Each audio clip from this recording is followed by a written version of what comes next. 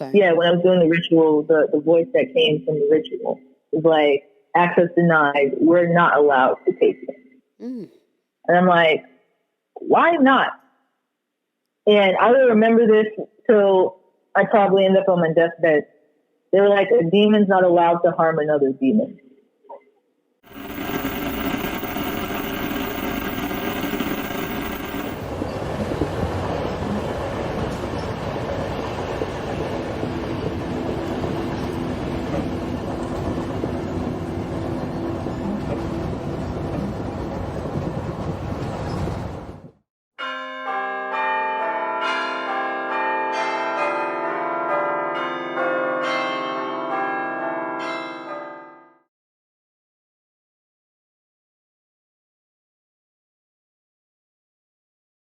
So I stumbled upon not the historic side of Satanism, but I stumbled upon the more spiritual side where we talk to the demons and stuff. Okay. So this is also around the time I was dating some guy. So we're fast forwarding over to like early days in high school now, not middle school. And when I heard the voice, that was when I was in middle school, but now we're fast forwarding over to early days of high school, about freshman year. So I'm scrolling and I found the Satanism site and I found the particular ritual, the same, where you gave your soul to Satan and etc.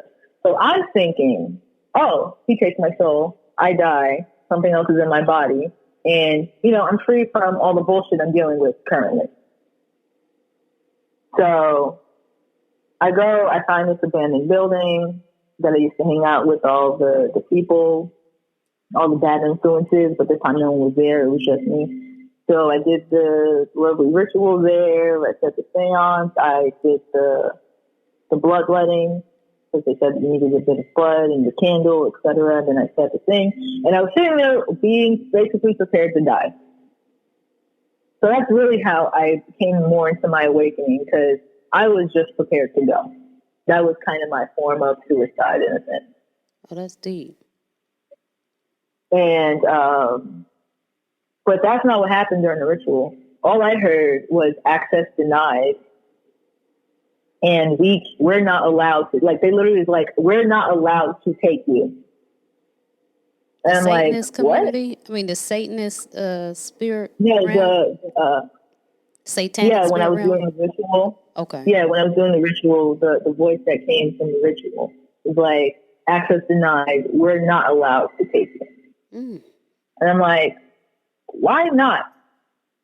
And I will remember this till I probably end up on my deathbed. They were like, a demon's not allowed to harm another demon. And I'm like, what? Then all of a sudden, I felt like this really dark presence.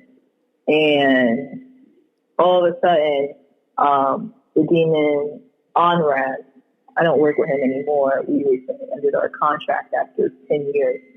But this is where I'm telling you the story of when I first met my demon guardian, Onraz, basically. And so he appeared, and the first thing he said to me was, milk and cookies. I busted out laughing. He was asking for an offering? I'm sitting here, huh? He was asking for an offering? For 2 years, that's all he said to me. And after like year 3, that's when I fully put it together. That's what he was asking of me to give him. So I was sitting there busting out laughing because I'm like, so let me get this straight. I did this entire ritual just for me to hear demons say milk and cookies? Really? I gained the ability of telepathy just to hear milk and cookies? So that is how my awakening kind of started. It kind of started as a suicide act. But as you can see, I'm still here, so it did not work. Wow. So after you offered the milk and cookies, then what? Oh, no, I never offered him milk and cookies. Oh, okay. Eventually, he got tired of asking me, so we just started talking to me normally. He's like, so... He just started talking to me one day. He's like, so how's your day going? I'm like, oh, you say something other than milk and cookies now. That's interesting. That's nice.